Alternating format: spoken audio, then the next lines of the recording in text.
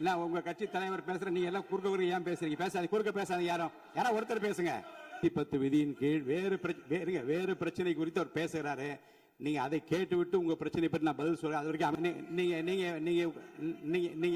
நீங்க உட்கார்ந்தீங்கன்னா தான் நான் பேச முடியும். உட்காருங்க எல்லாரும். இல்லைங்க மாண்புமிகு அமைச்சர் பேசிய பிறகு விவாதம் இல்லை. பேசி முடிச்சார். பேசி முடிச்சார். அதற்குரிய பதில் நான் சொல்றேன். அது உரிமை பிரச்சனையாக ஏற்றுக்கொள்ள முடியாத மாண்புமிகு அமைச்சர், நீங்க பதில் சொல்லுங்க. அலுவல் ஆய்வு குழு எடுக்கப்பட்ட முடிவுபடி தான் நடப்பேன். அலுவல் ஆய்வு குழுவுக்கு மீறி நடக்க முடியாது. தயவுசெய்து அமருங்கள். நேற்று நடந்த அந்த சம்பவங்களை குறித்து திராவிட முன்னேற்ற கழகம், அனைத்து இந்திய அண்ணா திராவிட முன்னேற்ற கழகம் உட்பட இந்த அவையில் உள்ள அனைத்து கட்சிகளை சார்ந்தவர்களும் தங்களுடைய எண்ணத்தை வெளிப்படுத்தி இருக்கிறார்கள், துயரத்தை வெளிப்படுத்தி இருக்கிறார்கள், ஆறுதலை வெளிப்படுத்தி கடிதம் மூலமாக எங்கள் கருத்துக்களை சொல்ல வேண்டும், இந்த விதியின் கீழ் சொல்ல வேண்டும் என்றும் என்னை கேட்டிருக்கிறார்கள்.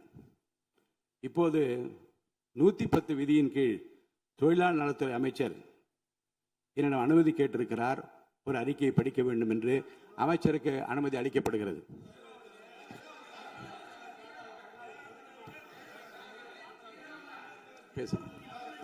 மாண்புமிகு பேரவைத் தலைவர் அவர்களே,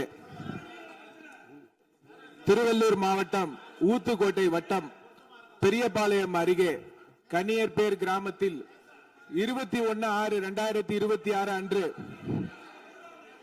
Saint Peter and Paul seafood exports private limited registration நீங்க படிங்க என்ற தனியார் கடல் உணவுகளை பதப்படுத்தும் தனியார் தொழிற்சாலையில் ஐஸ் பிளாக்ஸ் ஜெனரேட்டருக்கு செல்லும் பைப்லைன் வால்வில் எதிர்பாராத விதமாக ஏற்பட்ட விபத்தின் காரணமாக உறுப்பினர்கள் அமருங்கள்.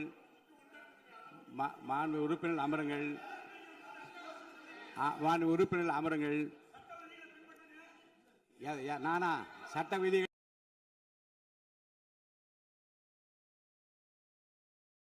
அமைதியா உட்காருங்க. முதல்ல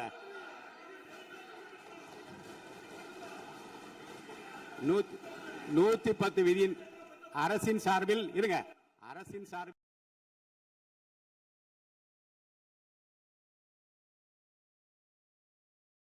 சொல்லட்டும். நீங்கள்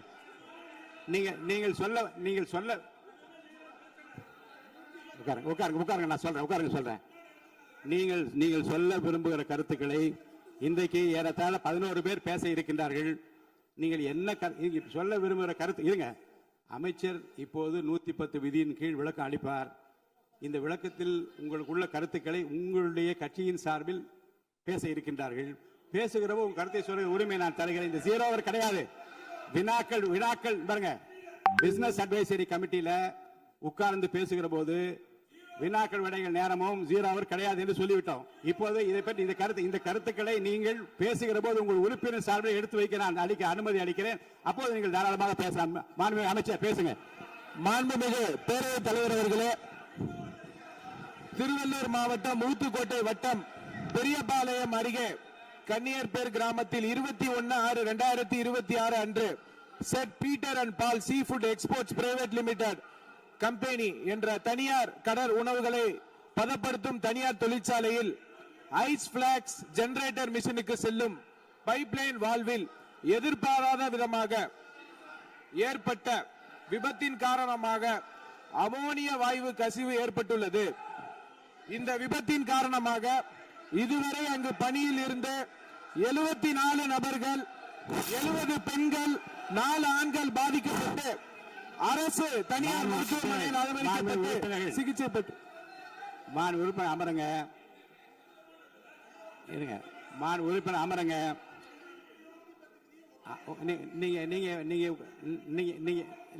நீங்க உட்கார்ந்தீங்கன்னா தான் நான் பேச முடியும். உட்காருங்க. எல்லாரும் உட்காருங்க. பாருங்க,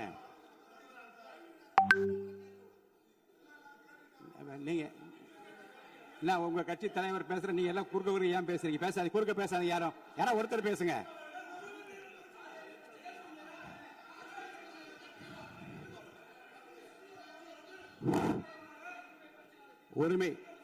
உரிமை மீறல் பிரச்சனை இருங்க.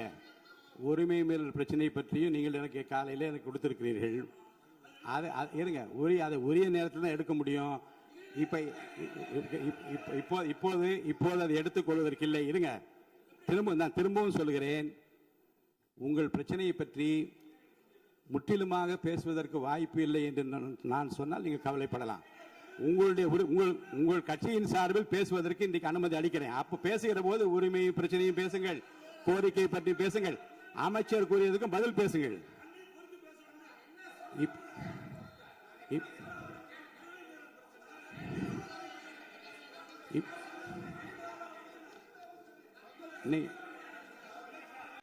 இப்போது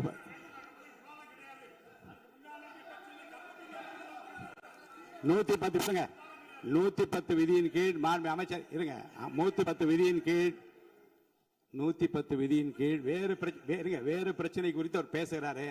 நீங்க அதை கேட்டுவிட்டு உங்க பிரச்சனை பற்றி நான் பதில் சொல்றேன். அது வரைக்கும் அமைதியா உட்காருங்க, பேசுங்க. மாண்புமிகு பேரவைத் தலைவர் அவர்களே, இருங்க. எதுக்கு இருங்க? இல்லைங்க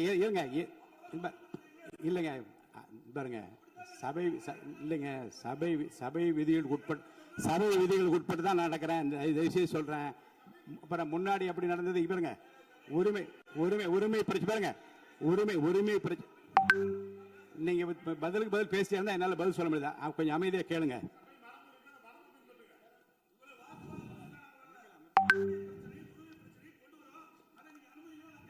அந்த அனுமதி 110 விதியின் கீழ் இந்த சம்பவத்துக்கு இல்லைங்க சார். இருங்க, நான் என்ன சொல்றேன், நான் சொன்ன பிறகு அமைச்சர் தான் நீங்க அந்த 110 விதி பேசுவார். நீங்க உட்காருங்க, உரிய நேரத்தை அதை பற்றி அனுமதி.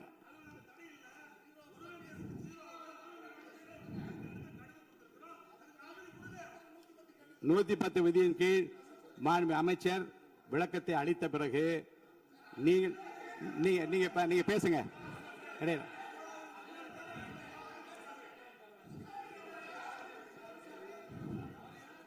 எல்லாம் ஒண்ணுதான்.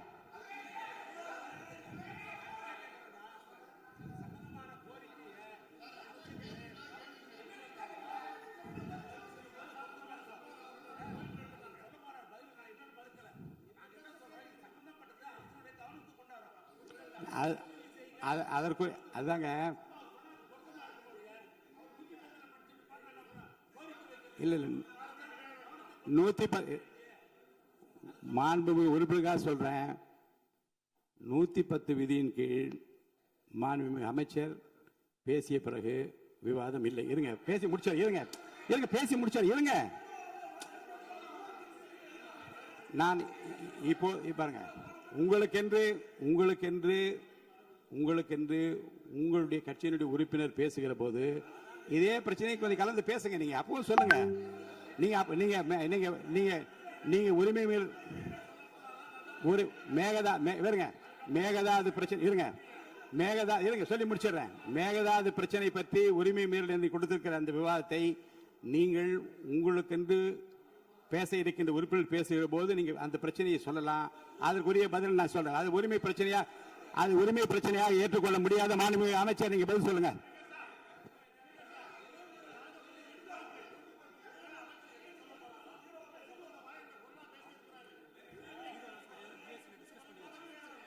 ஏற்கனவே அலுவல் ஆய்வு குழு எடுக்கப்பட்ட முடிவுபடிதான் நடப்பேன். அலுவல் ஆய்வு குழுவுக்கு மீறி நடக்க முடியாது. தயவுசெய்து அமருங்கள்.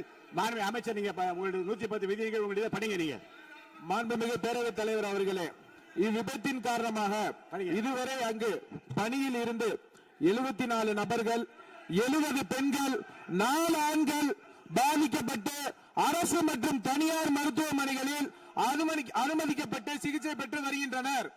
இதில் 15 நபர்கள் அரசு மருத்துவமனையிலும் 27 நபர்கள் தனியார் மருத்துவமனையிலும் தீவிர சிகிச்சை பிரிவில் அனுமதிக்கப்பட்டு தொடர் கண்காணிப்பில் உள்ளனர்.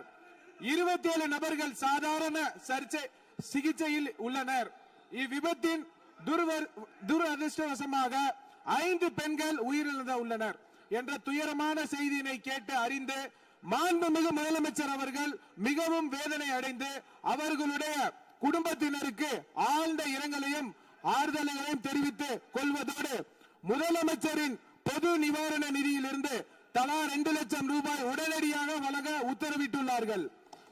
மேலும் அவர்களின் உடல்களை சொந்த மாநிலத்திற்கு அனுப்பி நல்லடக்கம் செய்வதற்கான செலவினை அரசே மேற்கொள்ளும் எனவும் தெரிவித்துள்ளார்கள். மேலும் இவ்விபத்தின் மருத்துவமனையில் அனுமதிக்கப்பட்டுள்ள நபர்கள் தீவிர சிகிச்சை அளிக்கவும் மாண்புமிகு முதலமைச்சர் அவர்கள் உத்தரவிட்டுள்ளனர். மேலும் இவ்விபத்தில் உயிரிழந்த மற்றும் பாதிப்படைந்த தொழிலாளர்களுக்கு தொழிலாளர் மாநில ஈட்டுறுதி காப்பீடு திட்டம் என்ற முறையில் ESI PF வருங்கால வைப்பு நிதியை வழங்கிடவும் மாண்புமிகு முதலமைச்சர் அவர்கள் உத்தரவிட்டுள்ளார். இவ்விபத்தின் குறித்து இயக்குனர் தொழிலாள பாதுகாப்பு மற்றும் சுகாதாரத்துறை இயக்குனர் பொது சுகாதாரத்துறை மற்றும் தமிழ்நாடு மாசு கட்டுப்பாட்டு உறுப்பினர் செயலாளர் தலைமையில் ஆய்வு மேற்கொள்ளப்பட்டு முதற்கட்ட விசாரணை அறிக்கையின் 24 மணி நேரத்துக்கு உள்ளாகவும் முழுமையான விசாரணை 3 நாட்களுக்கு சமர்ப்பிக்குமாறு மாண்புமிகு முதலமைச்சர் அவர்கள் உத்தரவிட்டுள்ளனர். இனி வரும் காலங்களில் இது போன்ற விபத்துகளை தவிர்க்கும் பொருட்டு அசாடஸ் இண்டஸ்ட்ரிகளை உடனடியாக குழு அமைத்து ஆய்வு செய்யவும் மாண்புமிகு முதலமைச்சர் அவர்கள் உத்தரவிட்டுள்ளனர். அதன் அடிப்படையில் உடனடியாக நடவடிக்கை மேற்கொள்ளப்படும் என மாண்புமிகு பேரவைத் தலைவர் வாயிலாக தெரிவித்துக் கொண்டு மொத்தம் 54,957 தொழிற்சாலை உள்ளன.